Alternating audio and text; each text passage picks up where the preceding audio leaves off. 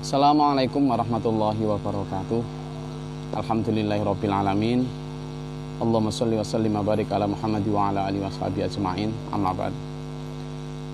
Dulurku dimanapun berada, alhamdulillah kita sampai pada hari ke-29 bulan Ramadan di tahun 1441 Hijriah atau bertepatan dengan tahun 2020 di bulan Mei ini. Gimana kabarnya puasa kita? Setelah kita nyampe di penghujung puasa kita, makin merasa gembira karena akan lebaran kah? Atau kita sedih karena ditinggalkan kekasih kita? Dua kondisi ini yang harus menjadi pertanyaan kita untuk ditanyakan pada diri sendiri, tentu bukan kepada orang lain. Ditanyakan kepada diri sendiri. Dua kondisi, apakah kita sedih ataukah kita bahagia? Dua-duanya bukan masalah benar atau salah, tetapi inilah yang menggambarkan sesungguhnya kita menikmati atau tidak menikmati Ramadan. Ramadan untuk sebagian orang dianggap sebagai sang kekasih yang datang setahun sekali, yang dirindukan setiap kali akan datangnya, dan konon ditangisi ketika akan pergi. Kenapa saya bilang itu tidak bicara tentang salah atau benar? Karena ditangisi seperti apapun, Ramadan tetap akan pergi. Dan diri anggap pergi sekalipun tetap akan kembali jika kita diberi kesempatan oleh Allah bersua tahun depan lagi. Nah, masalahnya sekarang, jika kekasih datang dan dirindukan, itulah pasti karena sebab tertentu. Ramadan tentu dirindukan karena membawa oleh-oleh. Oleh-oleh Ramadan yang kita harapkan tersisa begitu Ramadan pergi tetap ada di kita. Oleh-oleh yang kita harapkan sebagai pusaka untuk menjalani hidup selama 11 bulan ke depan lagi. Apa itu oleh-olehnya? Kalau kita lihat tujuan puasa dulu, tujuan puasa nih, di sana disebutkan, a'udzubillahi minasyaitonirrajim, ya ayyuhalladzina amanu kutiba alaikumusyamu kama kutiba alal ladzina min qablikum la'allakum tattaqun. Jadi, wahai orang-orang beriman, diwajibkan atas kamu puasa seperti diwajibkan atas umat-umat sebelum kamu. Apa tujuan utama? La'allakum tattaqun. Kita akan fokus pada tattaqun. Karena itu sesungguhnya inti dari oleh-oleh Ramadan. Kalau biasanya banyak orang juga yang bicara tentang Lailatul Qadar, tentang malam Lailatul Qadar. Di kondisi normal banyak orang yang kemudian berbondong-bondong iktikaf selama 10 hari terakhir, atau bahkan mungkin 1 bulan. Kalau biasanya Rasulullah bahkan 1 bulan, untuk mengkhususkan diri benar-benar menikmati, berasyik masyuk dengan bermesraan dengan Ramadan. Nah, Lailatul Qadar adalah salah satu di antara kondisi spesial yang bisa didapatkan dalam paket oleh-oleh Ramadan itu. Nah, kalau kita kembali kepada ayat tadi tentang tujuan puasa, berarti tujuan adalah goal kita ketika puasa. Sekarang tadi sidang isbat menyatakan bahwa bulan puasa akan selesai, artinya Ramadan akan selesai dan hari raya akan jatuh pada hari Minggu tanggal 24. Berarti tinggal sehari besok kita akan menjalani atau bersama dengan Ramadan. Sudah pas waktunya kalau kita kemudian mengevaluasi, dapat belum kita dari kata-kata la'allakum tattaqun tadi? Dapat belum kita takwa? Kalau kita lihat dalam ayat lain disebutkan, a'udzubillahi minasyaitonirrajim, inna akramakum indallahi atqakum. Sungguhnya yang paling mulia di antara kalian adalah yang paling bertakwa. Maka takwa lagi-lagi menjadi ukuran kemuliaan. Ramadan dianggap sebagai bulan yang mulia, sementara ukuran kemuliaannya adalah takwa. Banyak orang bicara takwa, bahkan setiap Jumat kita diajarkan untuk ya ayyuhalladzina amanu taqullaha haqqa tuqatih. Ayo kita bertakwa dengan sebenar-benar takwa. But what the meaning of takwa? Ma makna takwa? Apa artinya takwa? Bisa diartikan banyak hal. Takwa adalah rasa ketakutan dalam tanda kutip kepada Allah. Takut bukan takut pergi karena tidak suka, tapi juga takut karena yarju, karena benar-benar justru benar-benar mengharapkan keredaannya, sehingga takut untuk menyalahi larangannya, meninggalkan perintahnya, dan takut menjalani larangannya.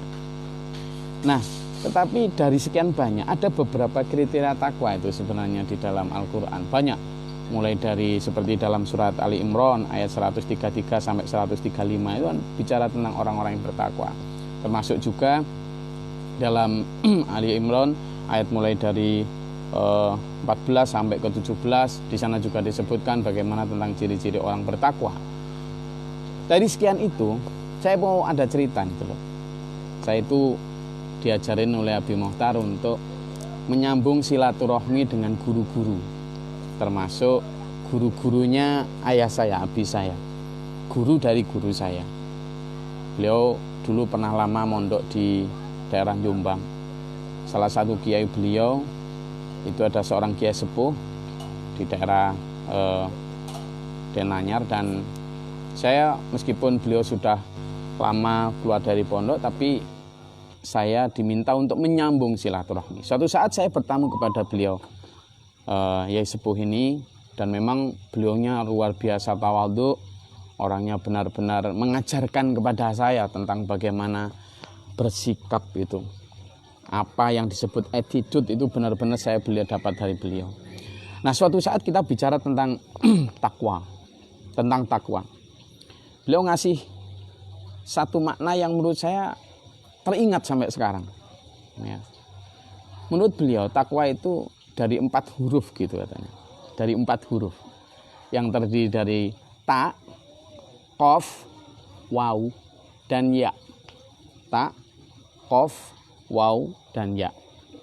Nah, beliau menerangkan dengan panjang lebar kepada saya tentang apa takwa.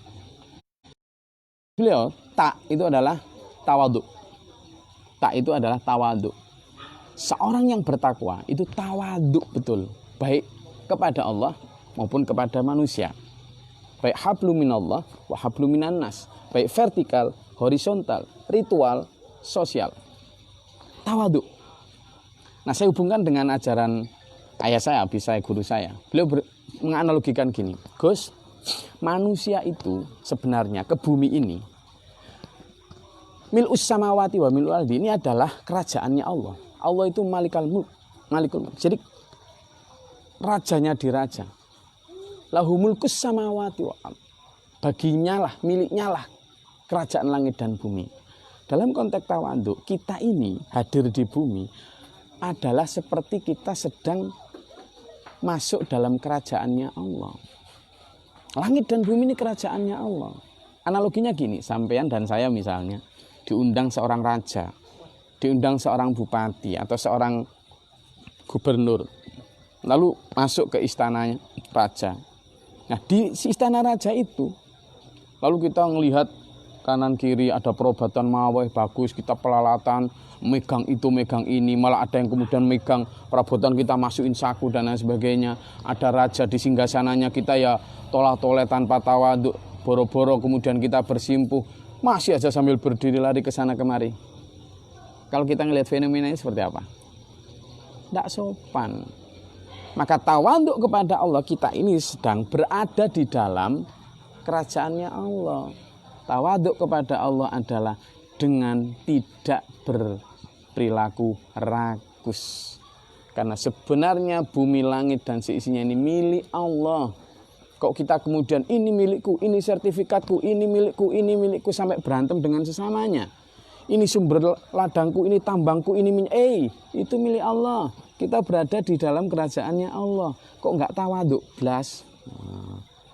Salah satu ciri orang bertakwa adalah tawadhu juga kepada Allah. Tidak saja tawadhu ketika sholat, tapi juga tawadhu dalam perilaku sehari-hari, karena merasa dikenangi oleh Allah. Alladzina yadhkurunallaha qiyaman wa qu'udan wa 'ala junubihim wa yatafakkaruna fi khalqis samawati wal ardh. Orang bertakwa itu orang yang selalu mengingat Allah pada saat berdiri, duduk maupun berbaring. Selalu. Takwa, tawaduk kepada sesama, demikian pula pada sesama. Kita diajarkan itu. Wahfid janahaka, dan rendahkanlah sayapmu, kata Quran. Sudah kita merendahkan sayap. Kita mungkin DP, tawaduk, nunduk. Kalau di depan siapa? Pejabat. Kalau di depan sama konglomerat. Kalau di depan siapa? Artis yang terkenal. Gitu kan? Majikan yang kaya. Tapi kalau kepada orang miskin, kepada orang yang membutuhkan, enggak. Nah, ini berarti kita belum tawaduk secara utuh. Kita tawaduknya karena tahta, kita tawaduknya karena harta, kita tawaduknya karena status yang menempel di seseorang. Padahal tawaduk yang benar sebagai ciri bertakwa adalah itu tadi, rendahkanlah sayapmu kepada siapapun. Dan Rasulullah Muhammad SAW sudah memberi contoh kepada kita itu. Bisa. Kalau guru saya mengajarkan saya, Gus, siaplah diremehkan. Tapi saya belum bisa. Mungkin para pemirsa dimanapun bisa. Saya belum bisa. Terus terang, tawaduk ini jadi hal yang langka buat masih susah. Padahal ini menjadi salah satu ciri orang yang bertakwa. Kemudian qaf, huruf yang kedua adalah qaf. Qaf ini adalah qanaah. Sang kiai tadi memberikan pelajaran kepada qanaah. Apa itu qanaah? Hati yang teriman, hati yang selalu menerima apapun yang Allah berikan. Tawakalnya udah level tinggi. Orang Jawa bilang nrimo ing pandum. Selalu bersyukur atas apa yang dimiliki.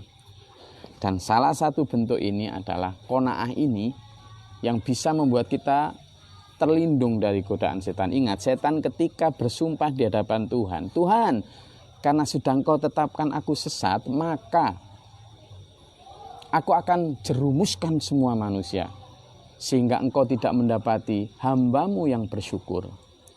Bagaimana mencapai level syukur sehingga kita nggak kena godaan setan?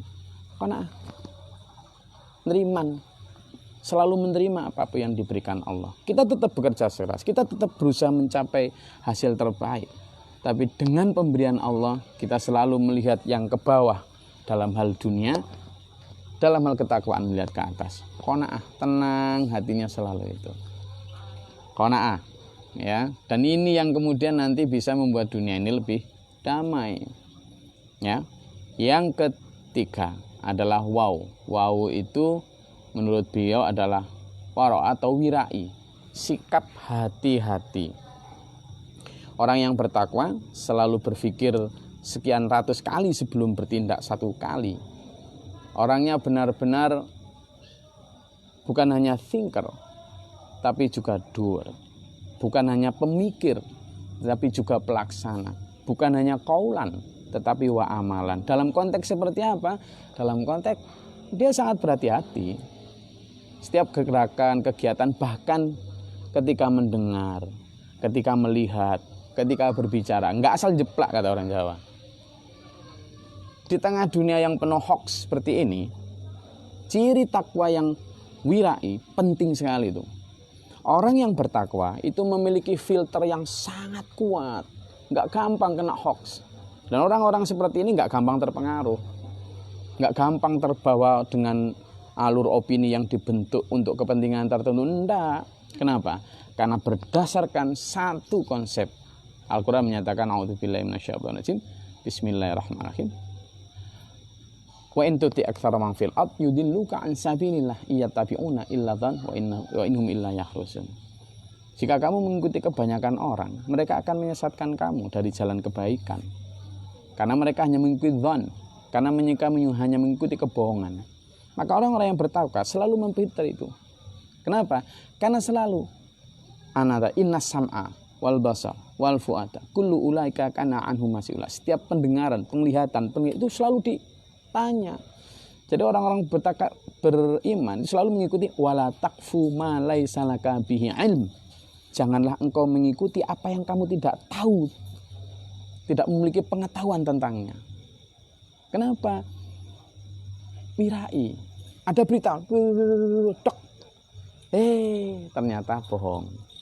Dia tidak selalu kemudian tiba-tiba klik like, share. No.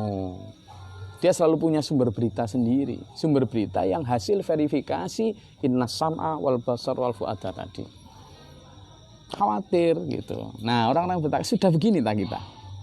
Dari sisi wirainya, dari sisi kehati-hatiannya. Sudah? Nah, kalau sudah kita nyampe di yang keempat, yakni yakin. Apa itu yakin? Satu konsep di mana kita benar-benar merasa mantap dengan pilihan pandangan kita.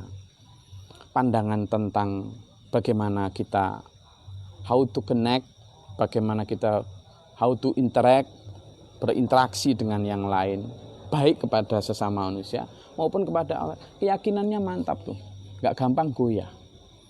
Terutama di dalam visi keakhiratannya, terutama dalam visi ketauhidan ketuhanannya. Nggak gampang. Tentang keakhiratan, dia nggak gampang silo tuh oleh iming-iming dunia. Orang-orang semacam ini insya Allah jauh dari perilaku korupsi, jauh dari perilaku tipu-tipu, jauh dari perilaku kepentingan-kepentingan instan yang membuat kemudian integritasnya hilang. Orang-orang yang punya keyakinan, apalagi yang sudah nyampe level hakul yakin, insya Allah punya visi yang berbeda. Visinya selalu out of box, selalu di luar kotak, selalu beyond limitation. Jadi dia selalu menembus batas. Kenapa? Karena sudah ada gambar dalam hatinya itu. Yakin betul antara dunia dan akhirat. Iming-iming dunia tidak akan kemudian bisa meruntuhkan keyakinan dia untuk tetap fokus. Saya harus berprestasi di dunia untuk kebahagiaan akhirat. Jelas itu, dunia akhirat. Keyakinannya. Nah, antara tawaduk dulur, qanaah, wirai, yakin. Salah satu di antara itu mana yang sudah kita dapat dari 29 hari kita menjalani Ramadan? Saya belum bicara tentang banyak ciri takwa. Misalnya dalam surat Ali Imran, ciri orang yang bertakwa adalah orang-orang yang ketika dia bisa alladzina yunfiquna fis-sarra'i wad-dharra'i. Orang yang berinfak ketika lapang maupun sempit. Itu salah satu ciri takwa juga. Bagaimana kita bisa berinfak ketika lapang maupun sempit? Ya tadi, kita punya qanaah tadi. Kita punya ketawaduan. Kita punya kewiraian. Kita punya keyakinan. Apalagi selanjutnya ayatnya, ciri orang bertakwa 34. Allah apa? Wal kadhiminal ghaidha wal 'afina 'anil nas. Wirai itu hati-hati. Salah satu di antaranya adalah mampu menahan emosi.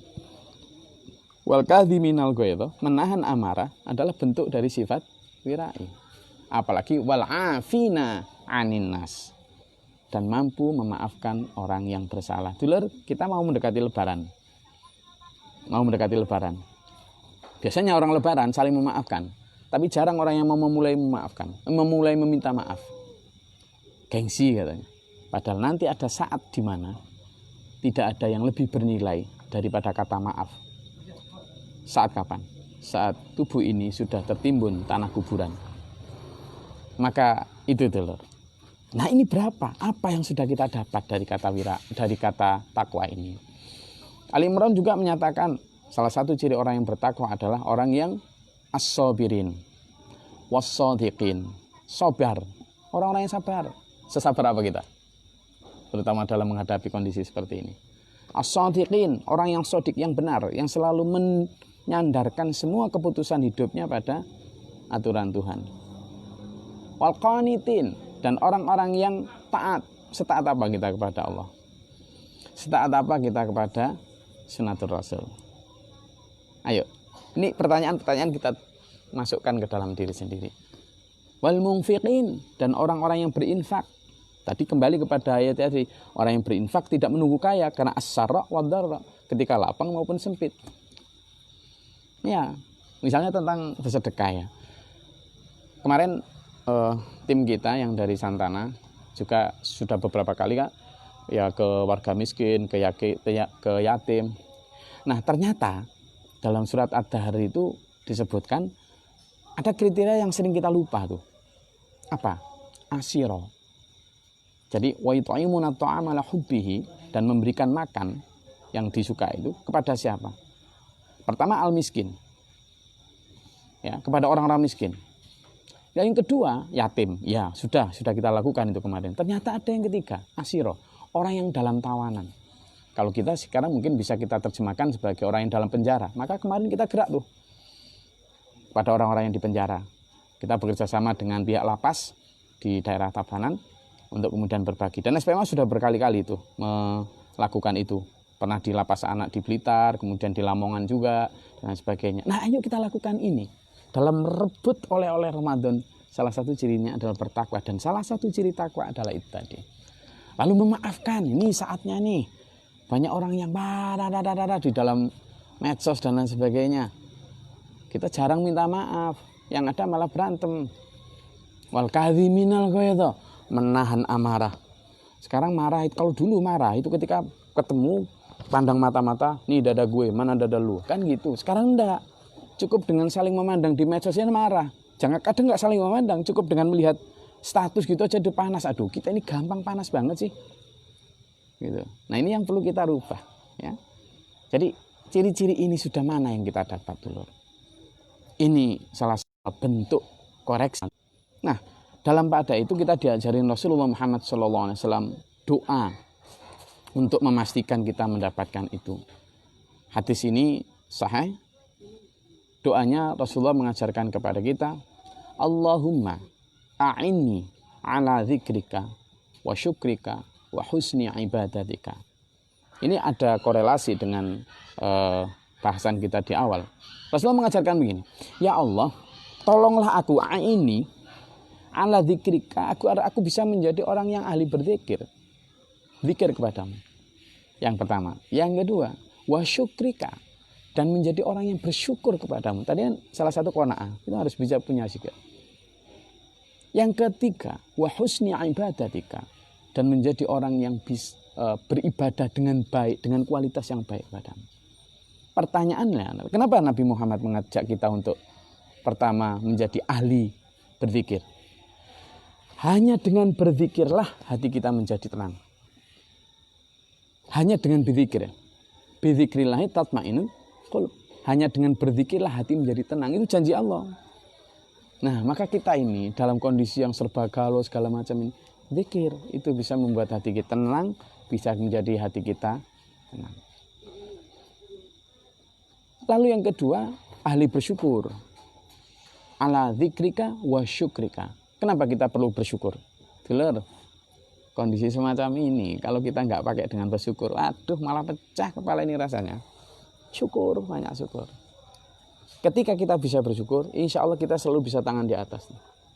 Karena kalau kita nggak bisa bersyukur, sebanyak apapun yang kita punya, selalu tangan di bawah. Siapa yang tidak bisa mensyukuri apa yang sedikit, maka dia tidak akan pernah cukup dengan apa yang banyak. Siapa yang tidak bisa mensyukuri yang sedikit, dia tidak akan pernah cukup dengan yang banyak. Jiwa tomak terus tuh yang hadir. Maka Nabi mengajarkan kita untuk bagaimana mencapai tingkat takwa tadi dengan menjadi pribadi yang syakirin. Dan ingat, setan tadi mengatakan, hanya orang-orang yang bersyukur kepadamu Tuhan yang tidak bisa saya goda. Katanya setan dibelenggu di bulan Ramadan. Siapa yang membelenggu? Ya kita. Kalau kita nggak bisa membelenggu, ya setan merajalela. Gimana cara membelenggunya? Dengan punya jiwa syukur. Yang ketiga adalah wa husni ibadatika, dan menjadi hamba-hamba yang husni ibadik. Orang-orang yang benar-benar apa? Baik kualitas ibadahnya. Jadi bukan sekali tak cuma soal, enggak. Ibadah itu ibadah ritual, juga ibadah sosial. Kenceng sholatnya, tapi ada tetangga nggak makan, kita diem, ya nggak husni ibadik. Kita puasanya kewenceng, tapi ada kucing minta makan kita tendang. Loh, sebentar, hati-hati, bisa jadi itu nanti ganjalan di sisi Allah. Maka dulur, saya ingin akhiri kajian kita ini dengan satu konsep refleksi itu.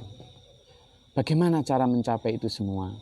Pusaka bulan Ramadan yang 3 tadi, yang takwa tadi, yang bercirikan 4 dan banyak lagi tadi, itu harus kita pastikan kita pegang selama 11 bulan ke depan. Sampai nanti bertemu Ramadan lagi. Loh ya, dalam menjalani bulan ini kan kita lah diberi power nih. Di enforce, dikuatkan oleh Ramadan sehingga kita bisa puasa, sehingga kita bisa tahajud, sehingga kita bisa tadarus. Kalau hari-hari biasa kan tidak kuat. Berarti ada tenaga ekstra dari Ramadan ini. Lah gimana agar tenaga ekstra ini remain, tetap ada di kita ketika dia sudah pergi? Pusaka tadi harus kita pastikan ada. Caranya gimana? Tiru Ashabul Kahfi itu. Ashabul Kahfi ngapain? Dia mengkarantina diri. Mengkarantina diri, kalau dulu Ashabul Kahfi mengkarantina diri dari rajanya. Tapi sekarang kita mengkarantina diri dari kerusakan akhlak yang ada di sekitar kita. Allah berfirman, "Qu anfusakum wa ahlikum naro." Jagalah dirimu, jauhkanlah dirimu dan keluargamu dari api neraka. Kalau sekarang kita ketika di dunia, dijauhkan dari apa? Ya dari kerusakan yang ada di sekitar kita. Kalau kita punya kuasa, ya dengan kekuasaan memerangi kemungkaran. Tapi kalau kita nggak bisa, dengan lisan, tulisan. Kalaupun nggak bisa, kita cukup membentengi diri, mengashabul kahfikan diri dan keluarga kita. Sebentar, bukan berarti kemudian saya mengajak untuk mengisolasi diri dari umum, bukan. Tetap secara fisik, secara lahir kita berinteraksi, bermasyarakat seperti biasa. Tetapi secara mindset, secara ideologi, kita punya visi dan misi tersendiri di dunia ini. Apa? Wa ma khalaqtul jinna wal insa illa liya'budun. Allah kata berfirman, a'udzubillahi minasyaitonir rajim, wa ma khalaqtul jinna wal insa illa liya'budun. Dan aku tidak menciptakan jin dan manusia kecuali untuk menyembah. Nah, di sana mukhlishina lahuddin. Kita benar-benar mukhlis. Ayo ajak anak istri kita, suami kita punya mindset yang spesial, punya paradigma yang benar-benar berdignity Islami, punya konsep yang mungkin meskipun anti mainstream tapi tetap bisa jalan. Tidak gampang termakan iklan, tidak mudah dijatuhkan oleh tantangan. Kita benar-benar bervisikan dunia sampai akhirat, nggak hanya dunia saja. Kita juga tidak malu meskipun sedikit. Karena apa? Di dalam gua sedikit itu kualitas, di luar gua banyak itu kuantitas. Nah, itu. Jadi jumlahnya itu hanya sekedar persoalan kuantitas. Kalau di dalam orang-orang yang spesial yang mampu dedikasikan diri untuk mencapai level takwa tadi. Puasa adalah mengkarantina diri. Puasa adalah mengkarantina jiwa, melockdown jiwa sebagai latihan kita. Saya rasa itu dulur refleksi kita satu hari menjelang hari raya. Sudahkah kita memiliki hasil dari takwa yang kita sebutkan? La'allakum tattaqun, supaya kalian bertakwa, kata Tuhan. Berarti kalau kita berpuasa 29 hari dan belum dapat takwa, puasa kita gimana dong? Itu mungkin yang disebut Rasulullah. Ada nanti orang yang berpuasa yang hanya mendapatkan dahaga dan lapar. Jangan sampai menjadi yang seperti itu. Dan saya berhusnudzon, saya berpositif thinking, dulur-dulurku pemirsa dimanapun, insya Allah mudah-mudahan saya doakan mendapatkan ciri takwa itu. Yang tawadhu, yang qanaah, yang wirai, yang yakin akan kehidupan kita. Dulur, bersama saya dengan Gus Glory di Denpasar, saya ajak meraih itu. Masih ada kesempatan satu hari lagi. Maksimalkan betul, fokuskan betul, minta kepada Tuhan betul. Pusaka itu bernama takwa itu tidak saja hanya dalam sebutan, tetapi dalam perilaku keseharian. Bisa dulur? Insya Allah. Saling mendukung, saling menguatkan. Ajak diri, ajak keluarga, bikin benteng secara ideologi, bikin benteng secara rohani. Ajak keluarga untuk menyepakati hal-hal yang sifatnya values, sifatnya nilai-nilai ketuhanan di dalam diri dan keluarga kita, biar nggak terbawa kepada arus hedonisme yang sedang melanda. Insya Allah dengan begitu idola kita jelas, role model kita jelas, patron hidup kita bagaimana juga jelas, biar nggak gampang terombak-ambikkan oleh zaman. Saya rasa 30 atau sekian menit kita berdiskusi malam ini. Monggo kalau ada yang mau ditanyakan, dan mudah-mudahan kajian kita bermanfaat. Selamat berlebaran. Tidak penting apakah sampean mudik atau pulang.